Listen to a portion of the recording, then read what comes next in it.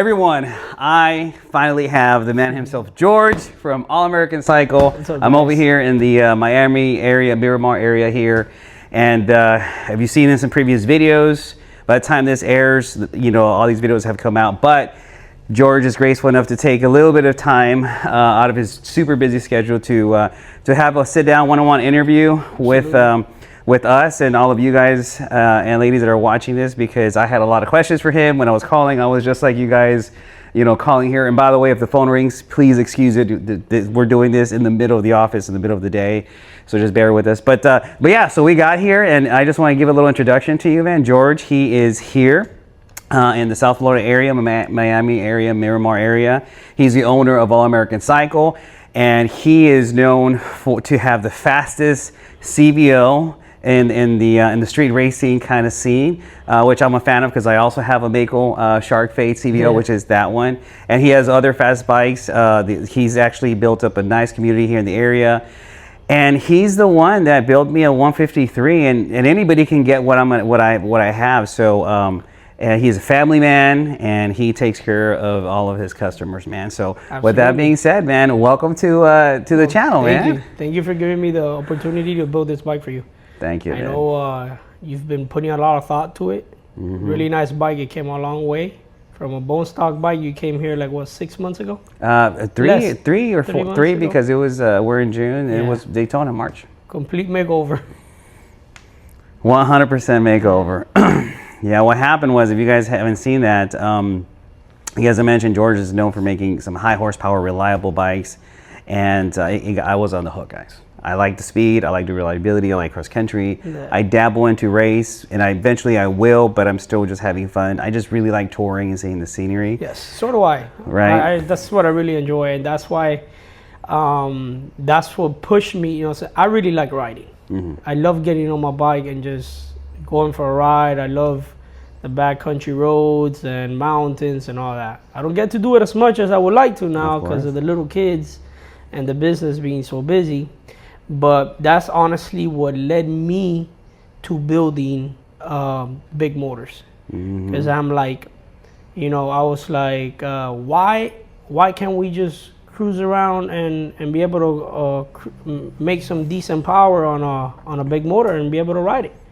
And for years, since like 2019, I've been just R&D, just figuring out what does it take to get a big motor to cruise 300, 400, 1,000 miles in a day and stay together. And apparently something's been working out, because that's why you and many other guys come see me, and that's what we get done. Yeah, man. I am just so taken back from the design of your exhaust. First startup. Let's see.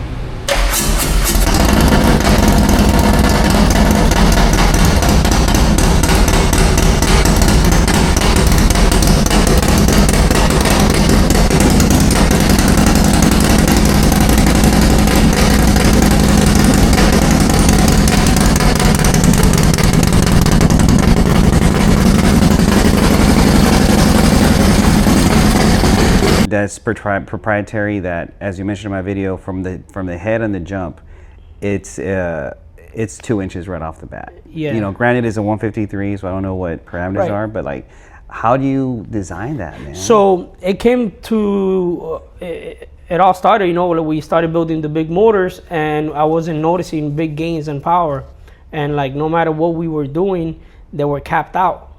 And we were trying the exhausts that were available to us, and we weren't having any luck. So I got with a buddy of mine. He's a fabricator, a local fabricator, and we started to weld some pipes together. And between Rick Ward offering the 2-inch exhaust mod, I was one of the very first ones, along with other guys that were working together with him on doing that.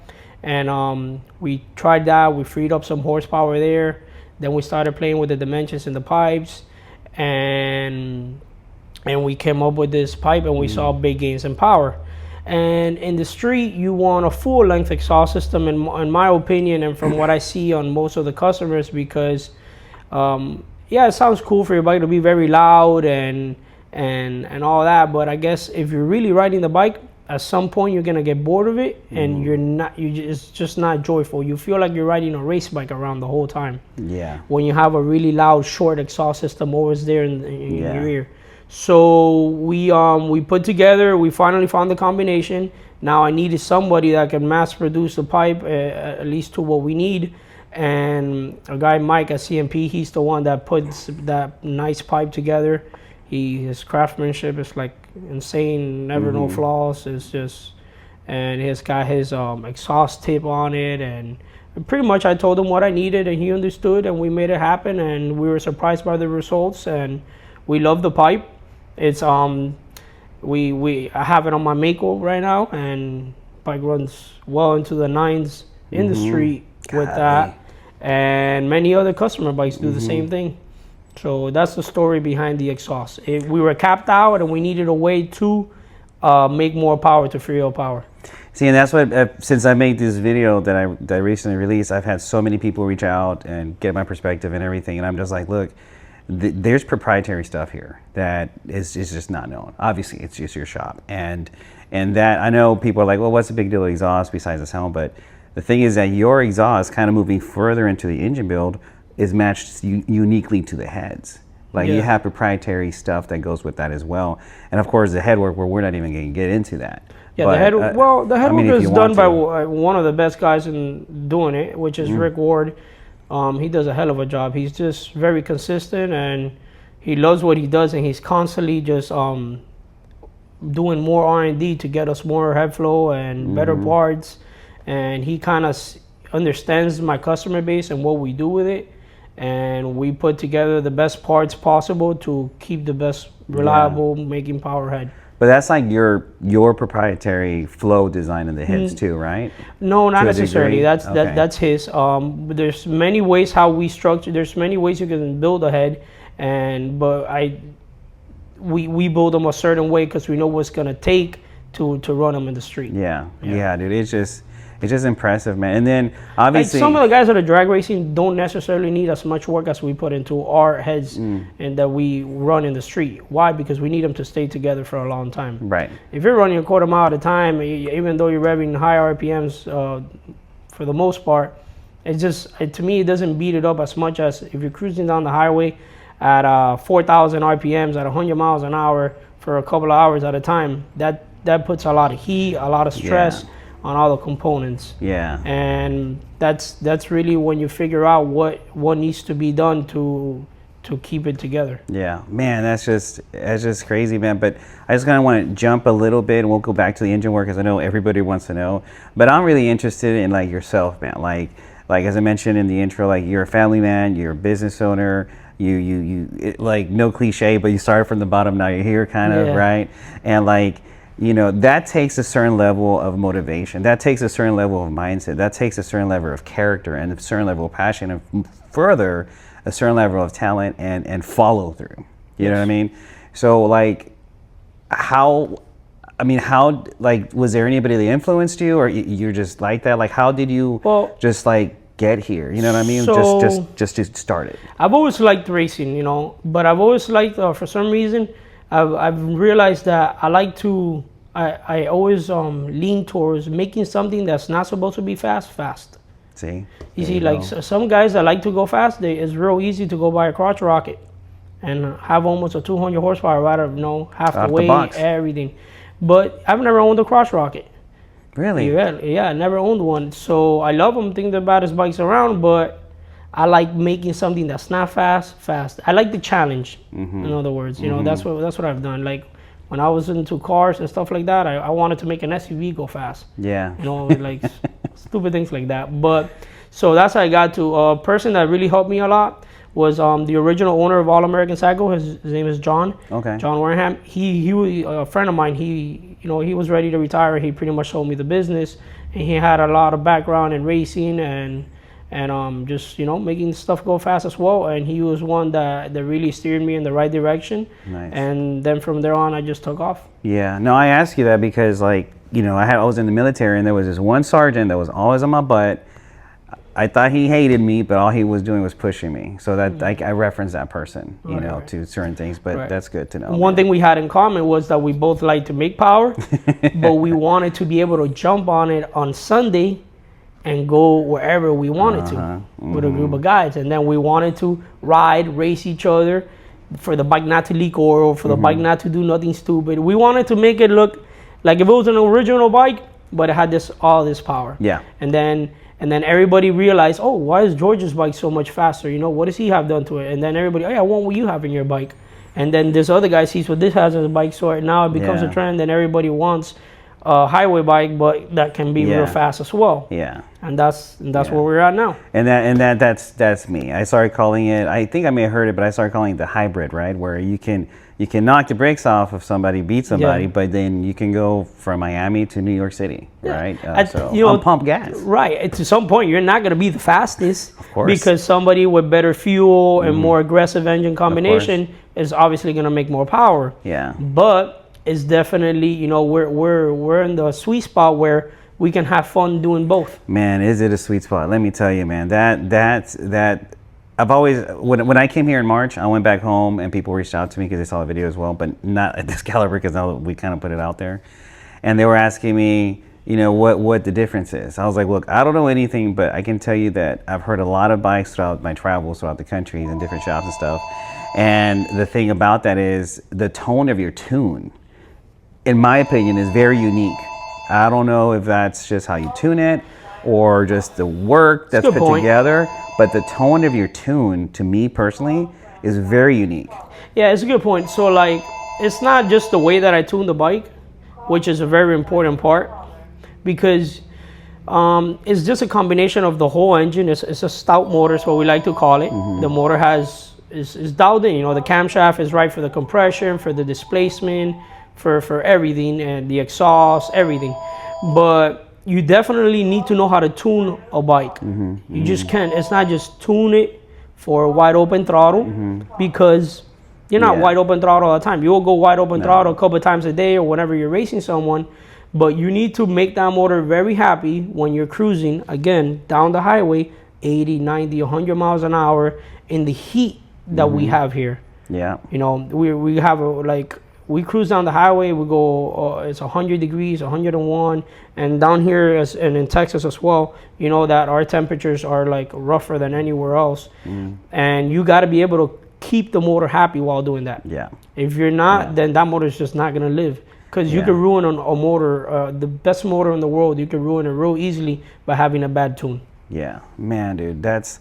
Yeah, that tone, even on my bike, right? I turned it on before I got here, even last night just to listen. I'm like, it just sounds, there's other good. Sounds powerful. Oh my God, it sounds powerful. It sounds crisp. It's like when you hear somebody speak proper English, and then there's somebody speaks proper English that pronounces all the syllables. Yeah. You know, see the difference. Oh yeah, day and night, and that's definitely my best way to explain it. But that's crazy, man. And then I guess I want to kind of dive into like your racing stuff, because I know you were at the track the other day. But kind of getting back to like the engine components, man. I just want to mention this because, like you said, you do R&D, but you're not just like, hey, somebody goes, or you know, you hear feedback obviously from customers and people that ride, but you also go and you also hammer these engines, you put them to the limit, and in this case, we went with SNS cases, right? Because they're just heavier, they can hold the power. Like at some point, it's a weak point. And that's the case itself. Yeah, the case. Okay. And many people in the beginning were cracking them, and they were thinking this because they were going to a bigger displacement. Not necessarily. I think it's RPMs and vibration was cracking the case right along the main bearing of the crank, the roller bearing. It cracks straight through. So the reason that's happening is RPM and bouncing off the rev limiter, that crank just smashing in like there. It finds a weak point, because where you bore the case, it's like this far apart from where the crack happens, like 6-7 inches. And so it doesn't happen. We had a guy cracking on a 124. These are guys that are not cutting their bikes any slack. Like they'll race their bikes till the wheels fall off. Okay. Yeah. And we had another guy cracking on a 130, And yeah, it's a weak point. And you know, when you're gonna build a motor this size, you definitely don't want to leave no weak points. No, you know? of If you course want to not. do it, you need to do it right. Yeah. Because if not, you don't want to build a bike and constantly be having to go back into it. That's not joyful. The whole purpose is to build it, get up, ride, enjoy. And You know, go. you can have a little issue along the lays, you know, nothing's perfect. Anything can happen. Yeah. But, New parts break. Yeah. Yeah, but we do it. Yeah, we get manufacturers that try to build the best parts all the time. They have a bad batch of something, you know, and you got to learn how to work around those things and make it right. Yeah, dude. I just mentioned that because I'm not gonna be one of those guys that's gonna be on the regular mirror all the time. I'm gonna be on it, but not like how, because I've seen. That's how I am. You like that? When right? I race it, I race it. Yeah, but exactly. But when I'm cruising. 90% of the time, yeah, you gotta respect the power too. But man, it's a lot of power. And so essentially, I will consider what you built for me and what you can build and you have built for other people is a bulletproof engine, right? Right. To a certain degree, right? Without you got to change your oils. And speaking of oils, we've had a lot of conversation about oil fluids and changes. I change my oil by sight. So when I see a little bit dirty, then I change it, right? I mean, do you think that's kind of good advice, or you think it's too much? If that's good. That's good. Okay. Most of the people are not going to do that. I recommend on a motor like this that you have so much money invested into it to at least change the oil every 2,500 miles. Okay. Yeah. Yeah. And always keep an eye on it, because you know all these engines, for the most part, when you're cruising them hard, like you know, I say cruising, that's not really cruising, but 100 miles an hour down the highway, and you're running them hard like that, they're gonna use oil, and it's just not the big motors, it's stock bikes. Yeah. The OEM bike from the dealer. If you're cruising it, you know, if you read the manual tells you check your. But nobody really does it like that. But check your oil before every ride. Yeah. The on the way here last year, during March for Daytona, that's when it was a VVT and it was a stock 121, and from Houston to we did 1,000 miles to like the Orlando area, and we used I don't know, but we used oil. Yeah, we used oil, definitely, and that was just with the stock engine. To your point. Yeah. So You will. yeah, and then how do you? One thing another thing I'm just super astonished with, bro, is the heat management of that engine. Like people here, and I was skeptical myself. It's a 153, 140 something. The engine's gonna be burning, right, dude?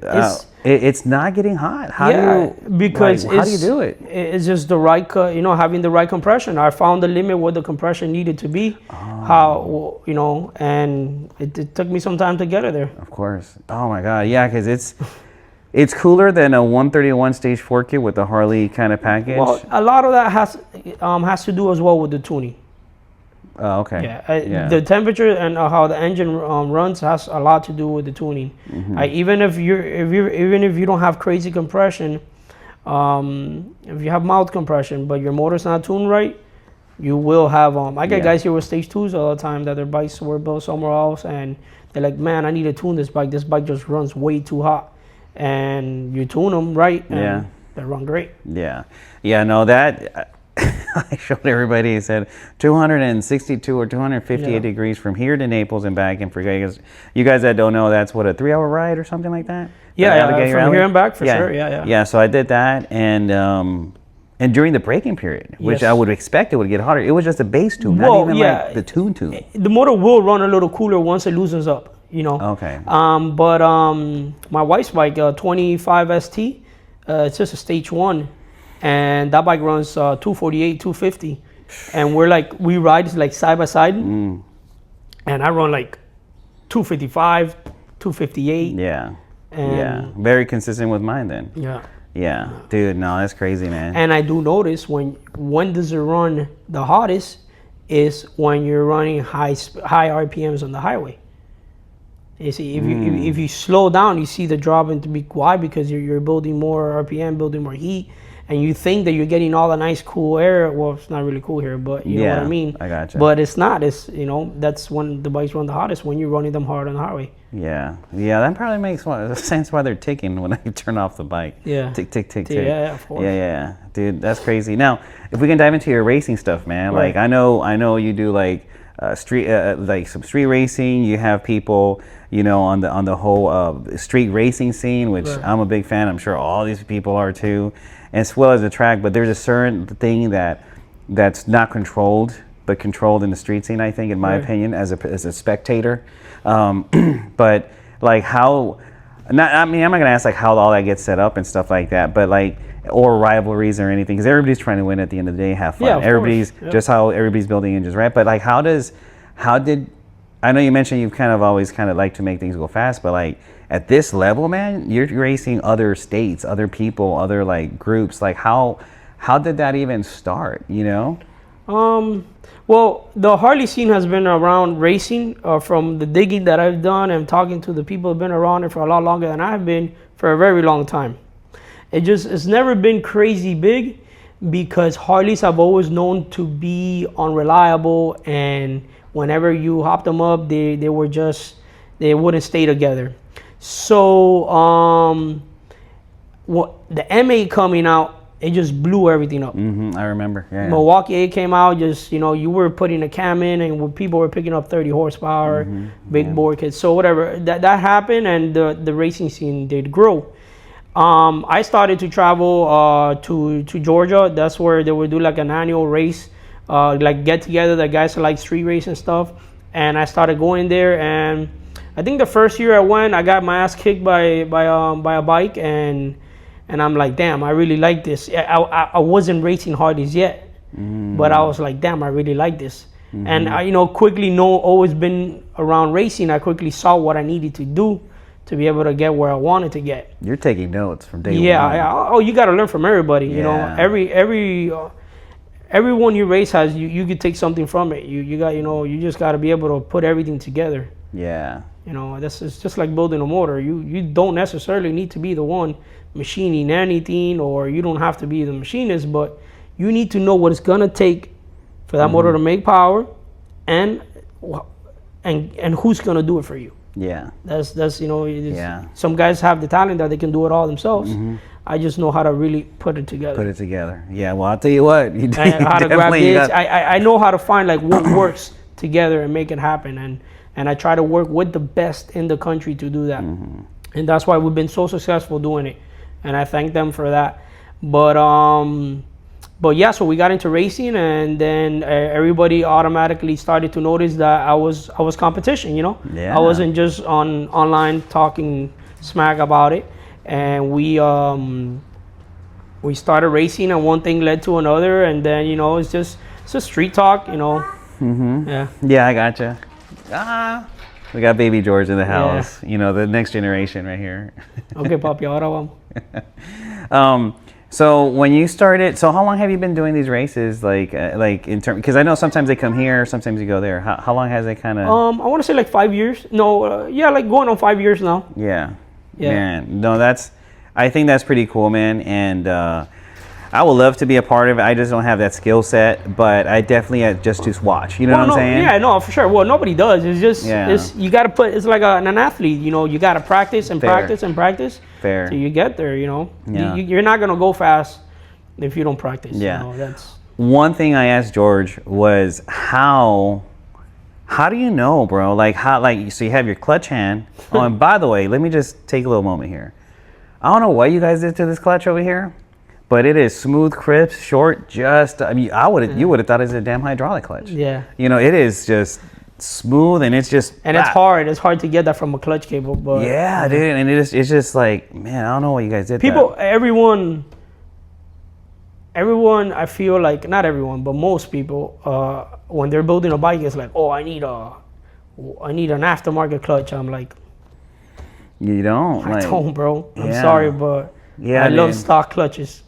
That's what works for me. I'm gonna keep working it. And you've been doing it. And the other thing to mention is, I like to use a lot of Screaming Eagle parts. Yeah, because they're readily available. If you're riding, that's another thing. Mm-hmm. Yeah. When building these bikes, I'm like, oh, let's put this part on. I'm like, well, what happens when we're riding to North Carolina and because it's happened to us, and this part fails? Where are we gonna get it? Are we stuck? We gotta go rent a trailer. We don't want to be doing that. So you want to use parts that most of your local dealers in every big city can provide you with. Yeah, no, I think and you make it work, and it's economical. It's tried and proven. I think their R&D is kind of there, right, to a certain degree. So that's it. But back to the clutch. So I was asking you, man, like, how do you know where to let go of the clutch and open it? How do you know where to have the 2K, 25K, 3K and let it go? And I'm not even talking about tire pressure and chain or anything like that. Just how do you do it? It's just a feel that you develop, man. It's just you develop that by practicing, you know. We time the bikes and we see like luckily now there's a system called Draggy, which many people are a believer. I'm a big time believer of the Draggy. The Draggy can really time you very accurately what you're doing throughout the whole quarter-mile race. And whenever we do runs, we base it off that. And then we try to better like our 60-foot or 330, everything. You know, we try to see like what can we do different to make it better. So that's how you develop those skills and you realize what works and what you need to do.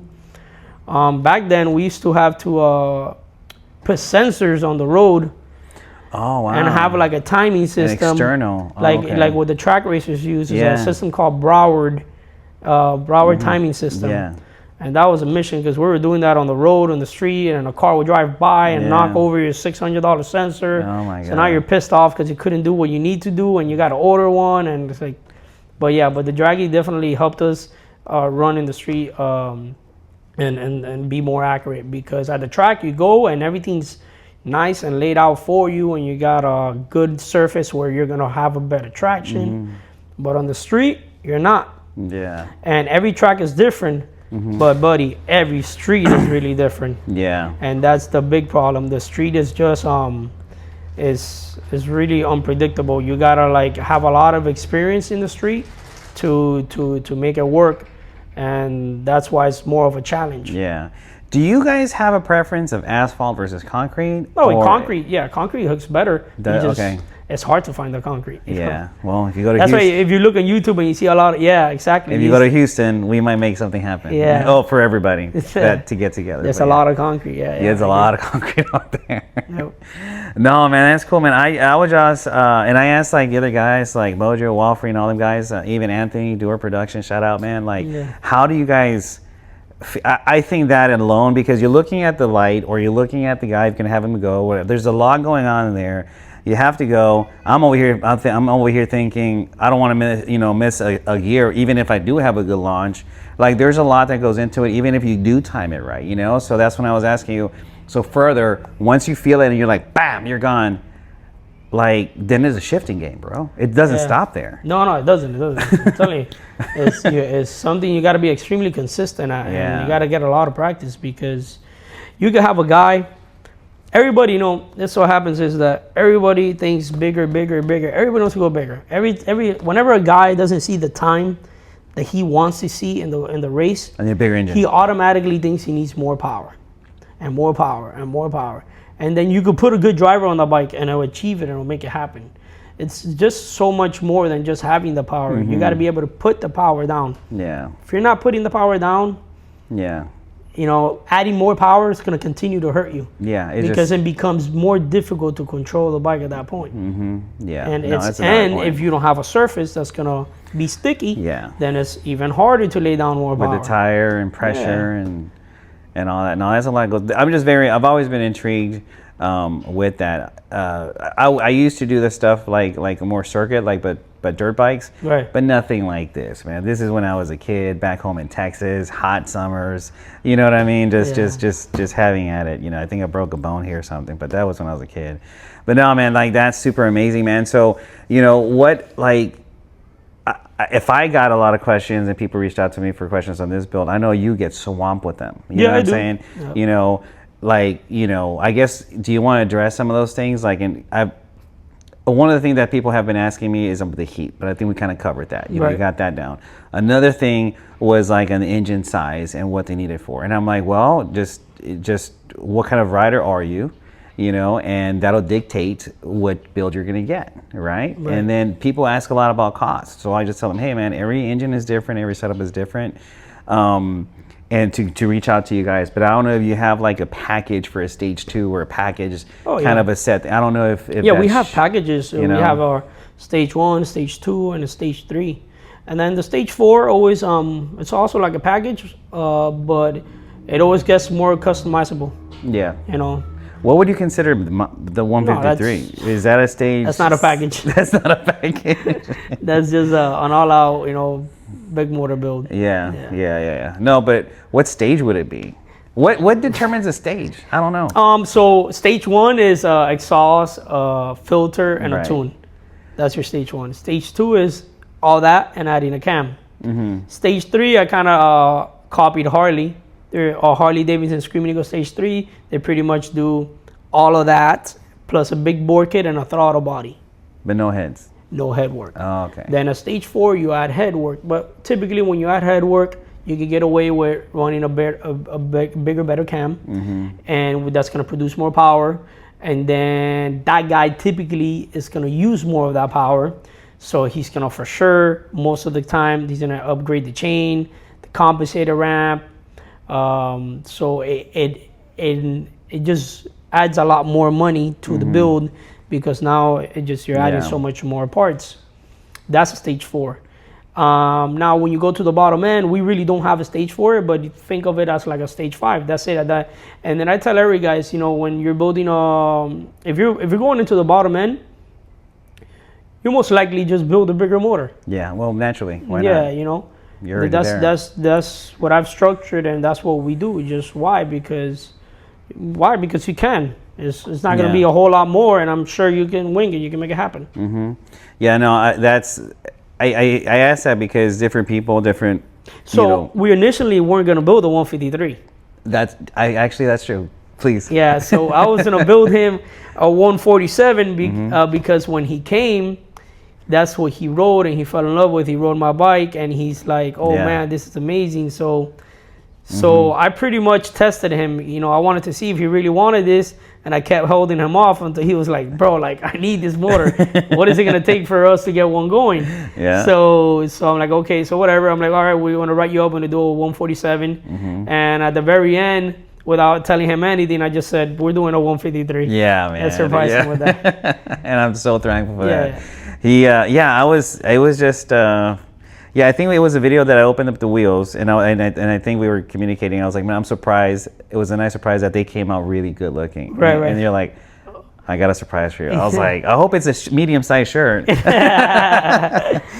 but thank you, dude. Is that the largest that you make for the street? Yeah, that's the largest. Is that the largest right now?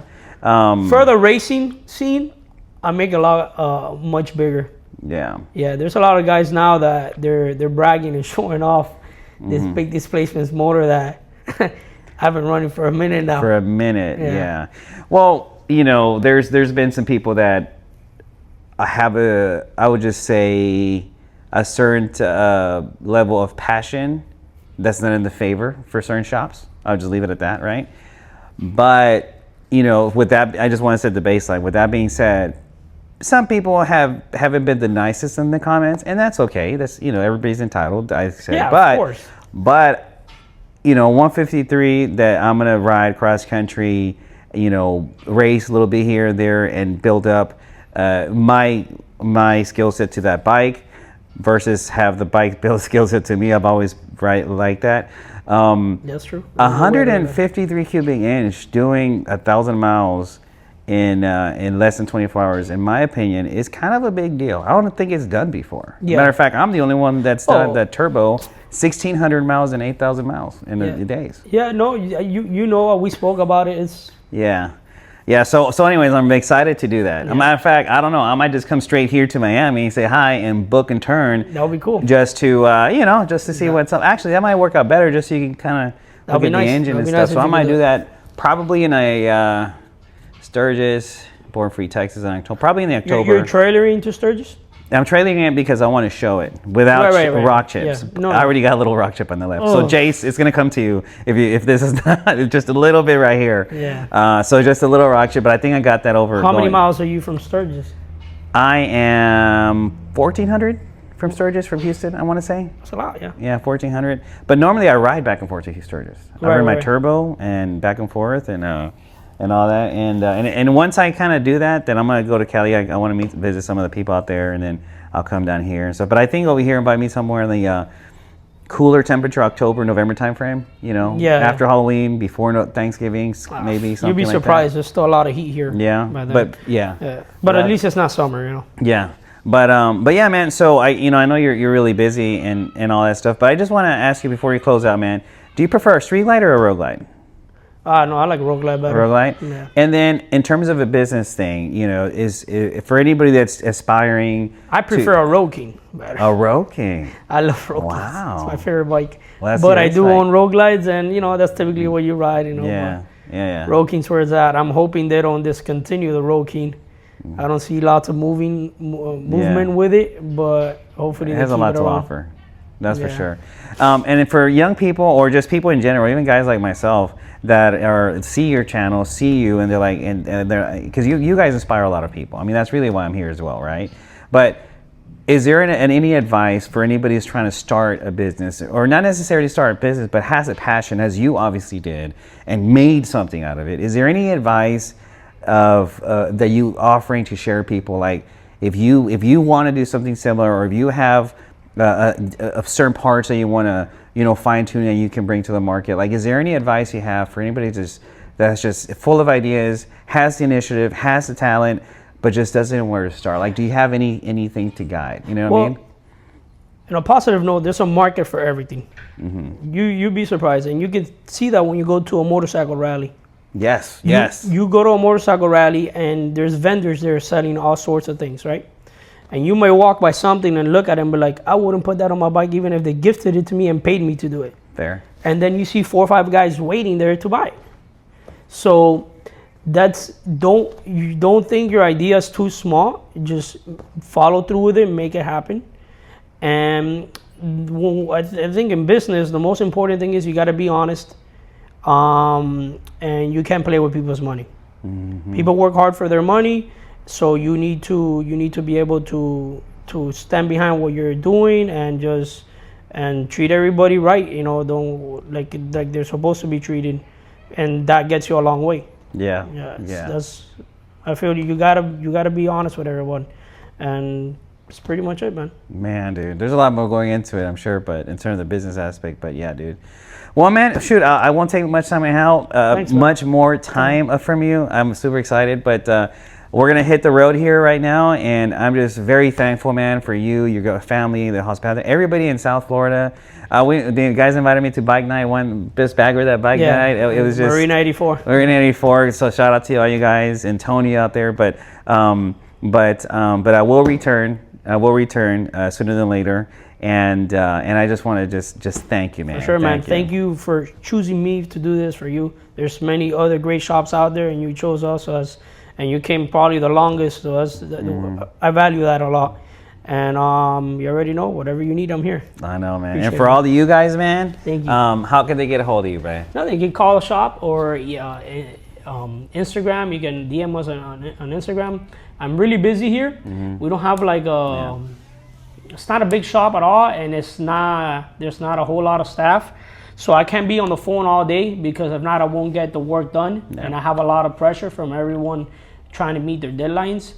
So I typically get back to phone calls early in the morning on the way to work, and on the way back in the evening. You know, if you can't get a hold of me, just shoot me a text, and I'll make sure that I don't open that until I'm ready to respond, and we'll make it happen, man. Awesome. Hey, brother. All right. Have a good one, man. All you guys, thank you for watching, and we might hit you back up in a couple years, man. Appreciate it. Thank you, man. Yeah, man. Appreciate that.